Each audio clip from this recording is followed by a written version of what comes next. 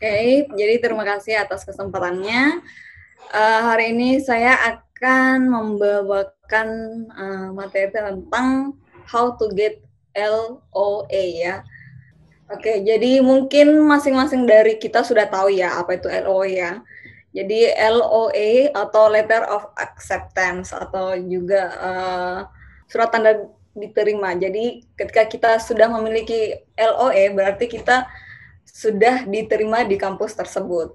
Nah, untuk jenisnya sudah dijelaskan sebelumnya oleh host kita, unconditional sama conditional. Jadi unconditional itu artinya surat resmi dari perguruan tinggi yang menyatakan bahwa kalian itu sudah diterima tanpa syarat. Jadi tidak ada syarat lagi yang harus kalian masukkan atau upload gitu ya. Sebagai mahasiswa yang minimal menyertakan nama lengkap, jenjang studinya, dan program studinya. Jadi ini untuk unconditional. Terus kalau conditional itu dia artinya kita sudah diterima namun ada persyaratan lain yang harus diserahkan.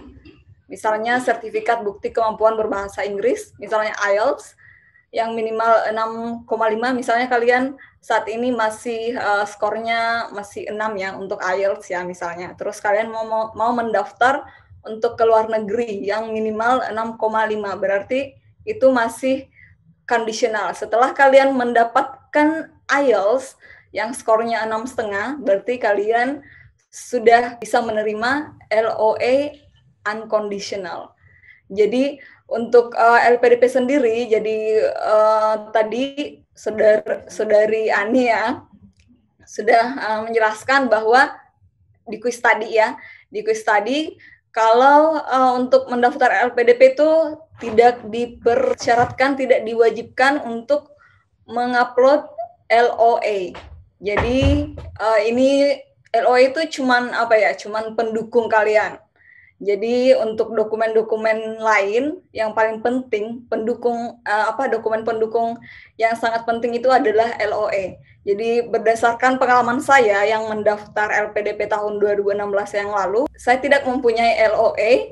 Jadi saya tidak punya LOA dari kampus manapun, tapi saya tetap mendaftar LPDP dan alhamdulillah bisa lulus. Jadi untuk kalian yang bisa mendapatkan LOA sebelum mendaftar LPDP itu sangat bagus ya, sangat mendukung kalian untuk kelulusannya.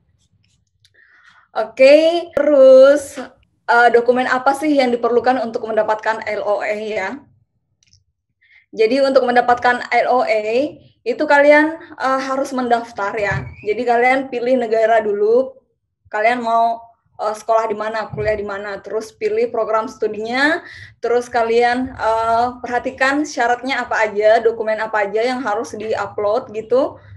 Dan yang paling umum itu dokumennya adalah ijazah dan transkrip nilai, absolutely in English ya. Jadi kalian misalnya kalau ijazah dan transkrip nilainya masih dalam bahasa Indonesia, kalian harus ke notaris untuk mentranslate-nya ya.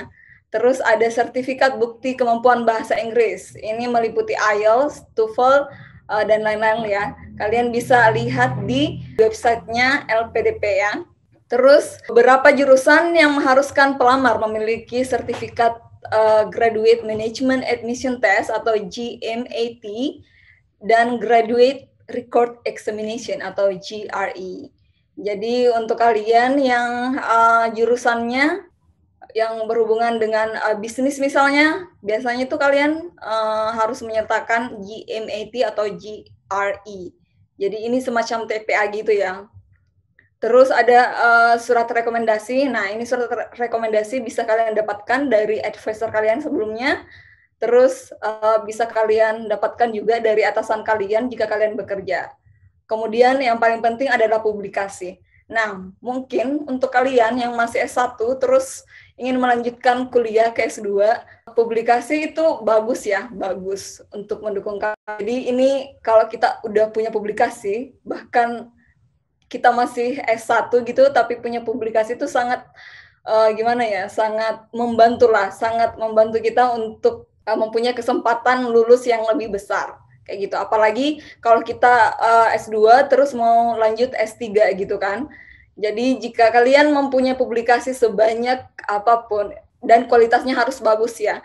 Jadi ini bukan semacam kuantitas juga, tapi kualitas juga. Kualitas research kalian itu kayak gimana, itu sangat penting untuk kalian yang ingin lanjut ke PhD ya, ke doktoralnya. Jadi pihak kampus itu akan mempertimbangkan berapa publikasi ilmiah yang kalian telah publish, dan itu di-nya juga harus Scopus ya, seharusnya harus Scopus. Terus kalau bisa harus yang Q2 atau Q1, minimalnya itu Q2 ya.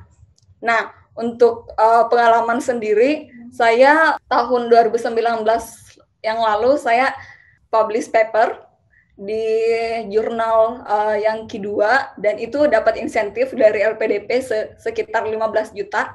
Jadi kalian itu mungkin bisa menjadi ini ya, bisa menjadi motivasi kalian jika kalian ingin mendapatkan insentif tambahan dari LPDP. Jadi kalian kalau sudah mempublish gitu, sudah mempublish paper di jurnal misalnya Q2, kalian bisa dapat 15 juta. Terus kalau kalian publish-nya di Q1, kalian bisa dapat 25 juta rupiah. Jadi sangat lumayan kan. Jadi how to get LOA. Jadi ini dapat dilakukan secara online. Jadi yang berdasarkan yang saya baca dan juga pengalaman teman-teman yang lain, kalau di daerah Eropa dan Amerika itu dapat dilakukan secara online ya. Kalau di Asia, khususnya di Asia Timur, kalau di Korea itu kita bisa dapatkan LOE-nya kalau kita sudah secara resmi diterima. Sudah secara resmi diterima sebagai mahasiswa di kampus tersebut. Kalau kalian tolak, kalau kalian nggak lulus, kalian tidak akan mendapatkan LOE ya. Ya pastinya kayak gitu. Oke.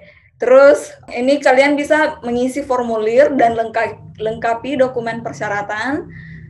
Kemudian dokumennya itu dokumen dan persyaratan harus jelas dan terbaca.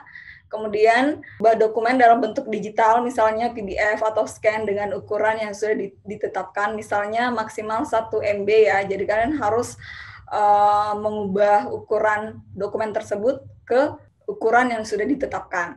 Terus jika ada dokumen yang belum memenuhi persyaratan, misalnya nilai IELTS belum mencapai angka yang diminta, bisa dikosongkan dulu pada saat pendaftaran.